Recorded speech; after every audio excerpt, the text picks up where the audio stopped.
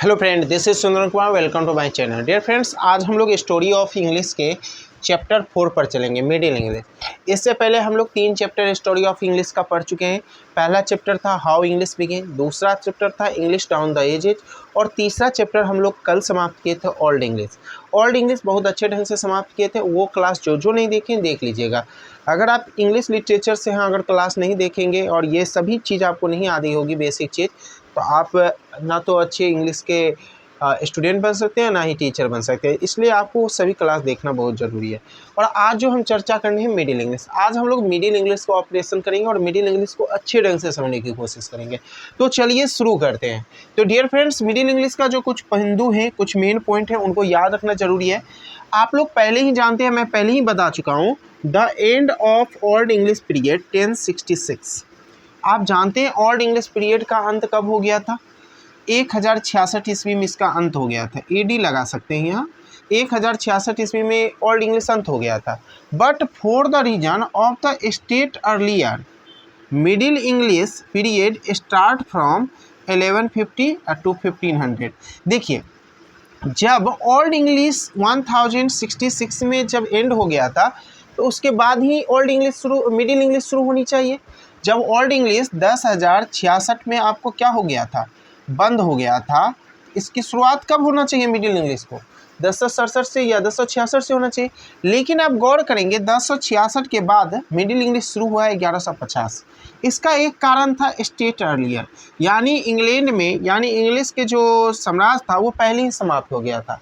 और बीच में जो ये पीरियड खाली बच रहा, उस समय इंग्लिश के क्षेत्र में कुछ पता ही नहीं चला, अराजकता की स्थिति थी, कुछ पता ही नहीं चला। तो जो लेखक हैं, जो इंग्लिश राइटर हैं, इस बीच के पीरियड को उसको हटा दिए। बोले कि इस समय कोई राज्य ही नहीं था, कोई स्टेट नहीं था, अराजकता की स्थिति थी, कोई सत्ता ही नहीं थी, तो इस पीरियड में इंग्लिश की कोई विकास ही नहीं, तो इसको कोई अवधि में नहीं रखा जाएगा। तब मिडिल इंग्लिश शुरू हुआ 1150 से, और जो 1500 ईस्वी तक चला। ये आप लोग पहले तक जानते थे, लेकिन ये 1150 से क्यों शुरू हुआ, 1066 का, ये नहीं पता था आपको। तो आज मैं आपको बता दिया the reason of state earlier. अगर क्वेश्चन अगर आप बन जाए तो ये याद रखिएगा, स्टेट अर्लियर, बस इतना ही। नेक्स्ट पॉइंट है the major invention in old English period. Sorry, old नहीं होगा, यहाँ मिडिल इंग्लिश पीरियड होगा। मिडिल, यहाँ मिडिल कर लीजिएगा। The major invention in middle English period में पहले भी बताए थे, लेकिन ये मिडिल इंग्लिश चैप्टर ही है, इसलिए अभी भी बताना जरूरी है। पहला है प्रिंटिंग प्रेस का आविष्कार, जो 1476 में हुआ था, विलियम कैक्सटन के द्वारा हुआ था। स्थापना हुई थी, आविष्कार चाइना में पहले हो चुकी, लेकिन इंग्लैंड में विलियम कैक्सटन के द्वारा 1476 में प्रिंटर प्रेस का हुआ था। ये क्वेश्चन बार बार पूछता है विलियम कैक्सटन के बारे में, तो आप याद रखिएगा। और दूसरा सबसे मेजर ग्रामर में हुआ था great vowel shift. Great vowel shift के बारे में आगे भी चर्चा करेंगे। ग्रेट वोवेल शिफ्ट किसको कहते हैं, इसके बारे में चर्चा करेंगे। तो 2 इन्वेंशन आपको याद रखना है, पहला प्रिंटिंग प्रेस जो 1476 में, और दूसरा ग्रेट वोवेल शिफ्ट कब हुआ था? मिडिल इंग्लिश में हुआ था, मिडिल इंग्लिश पीरियड। अब देखिए, नेक्स्ट जो सबसे बड़ा बात था, the dialect of middle English, यानी मिडिल इंग्लिश की जो बोली थी, existed in both spoken and written. अब देखो, ओल्ड इंग्लिश में जो डायलेक्ट थी, उसको बोली तो जा सकती थी, लेकिन लिखी नहीं ठीक से जा सकती थी, ना ही समझ, अगर लिख भी लेते थे तो उसको पढ़ना मुश्किल था। मैंने कल का क्लास में बताया था। लेकिन इसमें क्या था कि बोली भी जाती थी और लिखी भी जाती थी, साथ साथ पढ़ी भी जाती थी। ये मिडिल इंग्लिश की विशेषता है। मिडिल इंग्लिश का जो लिटरेचर है उसको पढ़ सकते हैं, ठीक है ना।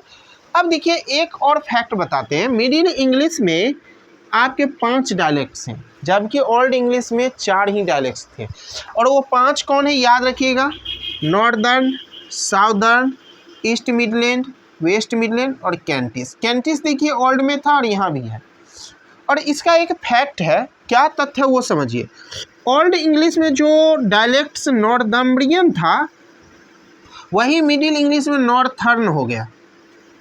ओके, जो ओल्ड इंग्लिश में डायलेक्ट वेस्ट सेक्शन था, मिडिल इंग्लिश में हो गया साउथर्न, ठीक है। जो ओल्ड इंग्लिश में मर्सियन डायलेक्ट था, वो 2 भागों में मिडिल इंग्लिश में बट गया। पहला था ईस्ट मिडलैंड और दूसरा था वेस्ट मिडलैंड। एक बात याद रखिएगा, मॉडर्न इंग्लिश जो है वो ईस्ट मिडलैंड डायलेक्ट से उत्पन्न हुआ है। मॉडर्न इंग्लिश जो अभी इंग्लिश हम पढ़ रहे हैं, वो ईस्ट मिडलैंड डायलेक्ट से उत्पन्न लिया है, जो मर्सियन का एक पार्ट है। यही ईस्ट मिडलैंड मर्सियन, जो ओल्ड इंग्लिश में डायलेक्ट था मर्सियन, उसी का एक पार्ट है मिडिल इंग्लिश का ईस्ट मिडलैंड, और जो आगे चल के मॉडर्न इंग्लिश हो गया। ये याद रखिएगा, बहुत बड़ा फैक्ट है। नेक्स्ट है कैंटिस। ओल्ड इंग्लिश में भी कैंटिस था और मिडिल इंग्लिश में भी कैंटिस डायलेक्ट था। ये याद रखिएगा, ये डायलेक्ट्स आपको ज़रूरी है, क्योंकि ये अगर आपको ध्यान में रहेगी तो अच्छी बात है, क्योंकि इंग्लिश में एक एक चीज़ नॉलेजेबल होना ज़रूरी है। क्या क्वेश्चन पूछेगा कोई गारंटी नहीं है। ओके, तो आई होप जो मैंने आज इस स्लाइड में आपको बताया आपको अच्छे ढंग से समझ गए होंगे। तो अगले स्लाइड की ओर नेक्स्ट पॉइंट पे चलते हैं डियर फ्रेंड्स। नेक्स्ट पॉइंट है borrowing words in middle English. देखिए मिडिल इंग्लिश में भी बहुत सारे वर्ड आया है, जैसे ओल्ड इंग्लिश में बताए थे स्कैंडिनेवियन से ज़्यादा आया, उसके बाद लैटिन से आया, लेकिन मिडिल इंग्लिश में क्या हुआ, सबसे ज़्यादा फ्रेंच से आई वर्ड, उसके बाद लैटिन से आई। लैटिन दोनों में आई है, ओल्ड में भी आई है और मिडिल में आई है, लेकिन मिडिल में सबसे ज़्यादा जो वर्ड आया वो फ्रेंच से आया है, वो बात ध्यान रखिएगा। इंग्लिश ऑलरेडी हम पहले ही बोल चुके हैं, इंग्लिश इज अ भिखमंगा लैंग्वेज, वो सभी से इतना ने लैंग्वेज मांगा है कि आज सबसे धनवान हो चुका है, ठीक है ना। देखिए फ्रेंच जो है 13 to 14th सेंचुरी के आसपास, यानी 13वीं शताब्दी से 14वीं शताब्दी के अप्रॉक्स में लमसम 10,000 वर्ड्स इंग्लिश में ले लिया, यानी फ्रेंच का वर्ड इंग्लिश बन गया लमसम 10,000 वर्ड्स, याद रखिएगा, ठीक है ना। उनमें से कुछ वर्ड हैं, सम वर्ड्स जैसे रॉयल्टी है, रियल्म है, होमेज है, प्रिंस है, प्रिंसेस है, ड्यूक है, डचेस है, पैलेस है, कैसल है, हॉल है, सेवरन है, एट्सेट्रा। ये कुछ वर्ड है, याद रखिएगा, ये सभी फ्रेंच वर्ड हैं जो आजकल हम बेधड़क यूज करते हैं। प्रिंस, राजकुमार, प्रिंसेस, ये सभी यूज आज कर रहे हैं और हम लोग इंग्लिश समझते हैं, लेकिन वो कौन सा वर्ड है, फ्रेंच वर्ड है। वहीं लैटिन के बात करें तो लैटिन का जो वर्ड था उस समय भी साइंस से था रिलेटेड, मेडिसिन था, लॉ से था, और लिटरेचर एक्स्ट्रा एड हुआ है मिडिल इंग्लिश में। ओल्ड इंग्लिश में जबकि लिटरेचर नहीं था, लॉ नहीं था, लेकिन साइंस मेडिसिन था। अब देखिए इसमें जो वर्ड आया था हिस्ट्री, ओल्ड इंग्लिश में भी हिस्ट्री और मिडिल इंग्लिश में तो ऑलरेडी वो है ही।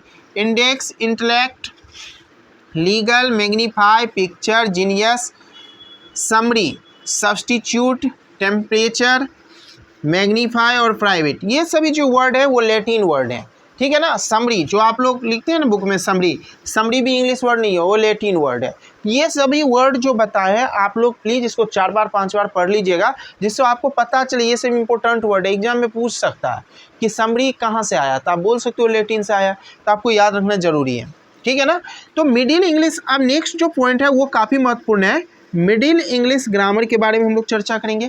तो मिडिल इंग्लिश ग्रामर में जो प्रमुख चेंजेज हुआ था, मेजर चेंजेज, वो है ग्रेट वॉवेल शिफ्ट। मैं पहले ही बताया था मिडिल इंग्लिश में सबसे बड़ा चेंजेज क्या हुआ था, ग्रेट वॉवेल शिफ्ट, और दूसरा प्रिंटिंग प्रेस। लेकिन ग्रामर में जो मेजर चेंजेज हुआ था वो हुआ था dear friends great vowel shift. Okay, अब देखिए ग्रेट वॉवेल शिफ्ट किसको कहते हैं वो याद रखिएगा।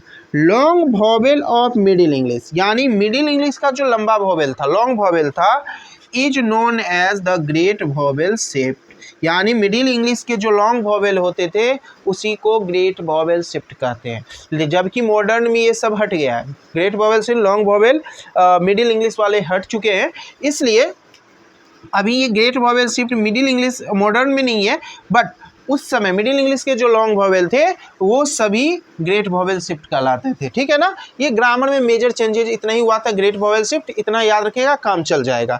अब चलते हैं मिडिल इंग्लिश लिटरेचर, जो काफ़ी महत्वपूर्ण है बाबू, इसको याद रखना आपको हर हालत में जरूर है। 12th में है तो आपको पोस्ट ग्रेजुएट तक याद करना है। अगर कोई पीजी के स्टूडेंट बैठे हैं तो आपको ये सब पता ही होगा, शायद नहीं पता है तो ध्यान में रखना जरूरी है, क्योंकि एग्जाम में पूछ सकती है।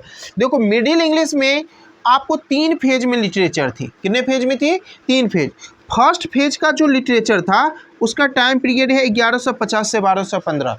देखिए टाइम कोई मायना नहीं रखता, फेज कोई मायना नहीं रखता, ये आपको जानकारी के लिए बता रहे हैं। अभी तक पूछा नहीं है, एनबीएस केबीएस इस समय नहीं पूछा है, यूपीएससी में भी नहीं पूछा है, मे भी अगर पूछ लेगा तो डेट याद रखिएगा। मिडिल इंग्लिश लिटरेचर का जो फर्स्ट फेज था 1150 से 1215, और इसमें मुख्य रूप से धार्मिक बातों की चर्चा है और धर्म पे ही लिखा गया था, और इसका विशेष कोई चीज़ है नहीं, बस ऐसा अनुमान लगाया जाता जो भी लिटरेचर लिखी गई है और जो भी मिला है साक्ष्य वो सभी धार्मिक था, यानी धर्म पे ही आधारित था। आई होप आप लोग यहाँ तक अच्छे से समझ गए होंगे। अब हम लोग सेकेंड फेज पर चर्चा करते हैं। ओके, अगर कोई दिक्कत है तो प्लीज़ कमेंट में बोलिए, मैं आपको नेक्स्ट क्लास में आपका सॉल्यूशन दूंगा। ओके, तो चलते हैं नेक्स्ट स्लाइड, नेक्स्ट पॉइंट पे चलते हैं डियर फ्रेंड्स। Second phase. देखिए सेकेंड फेज का जो ईस्वी था 1250 से लेके 1350 था।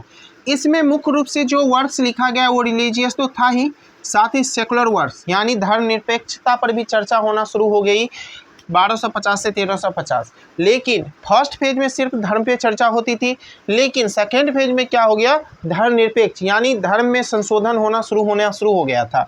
ठीक है ना। इनमें भी many works were translated of the French romances, और इसमें जितने वर्क्स हुए थे अधिकांश वर्क फ्रेंच के जो रोमांस थे, सुखमय नाटक था या कविता था, उसी से क्या कर दिया गया, ट्रांसलेट कर दिया गया। और वो इसमें कोई विशेष नहीं था, सिर्फ ट्रांसलेट करके इंग्लिश में लिख दिया गया था।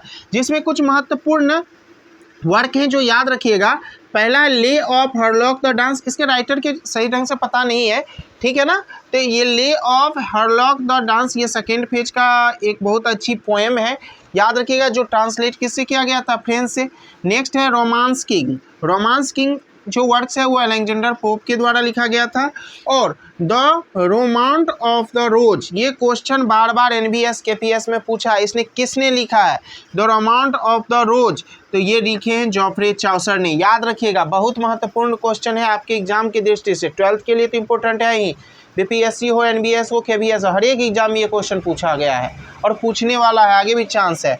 अब देखिए इनके बाद हम थर्ड फेज पे आएंगे। थर्ड फेज जो था 1340 से 1400 के बीच का जो अवधि था वो थर्ड फेज के नाम से जाना जाता था।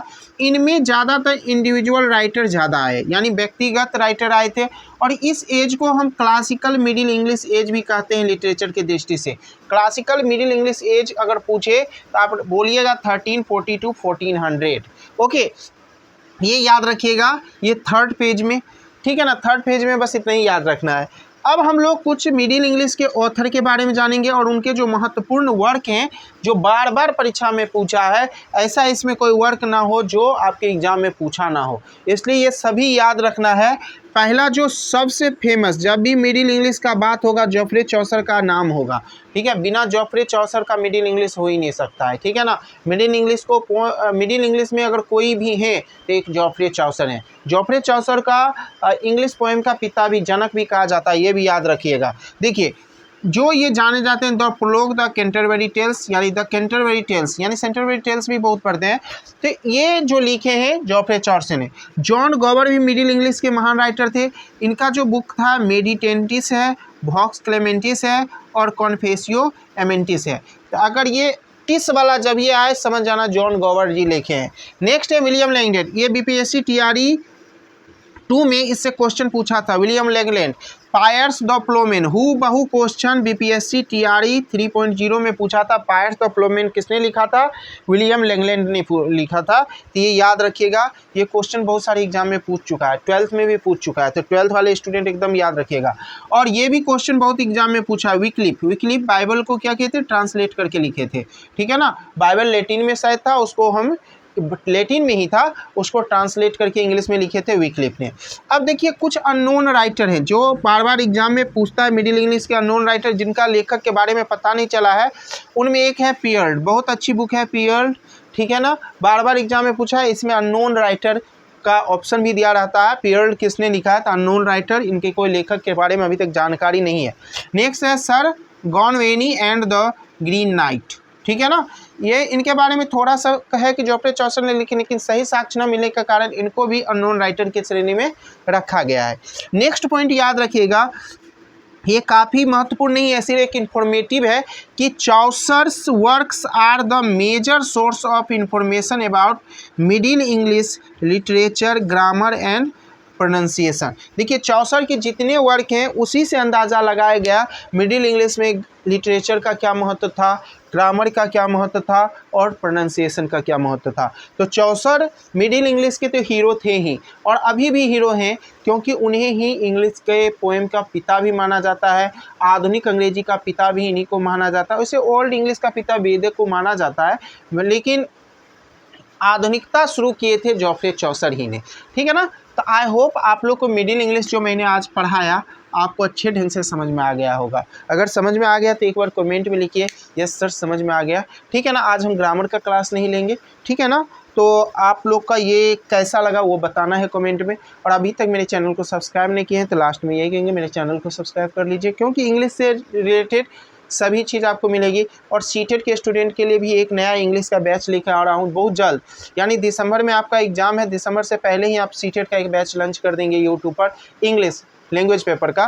तो आपके सीटेट के स्टूडेंट को बहुत फ़ायदा मिलने वाला है इस चैनल के माध्यम से, इसलिए सभी स्टूडेंट के लिए बेनिफिटेबल है ही ये चैनल, आप लोग सब्सक्राइब कर सकते हैं। ओके, थैंक यू, फिर मिलते हैं नेक्स्ट क्लास में।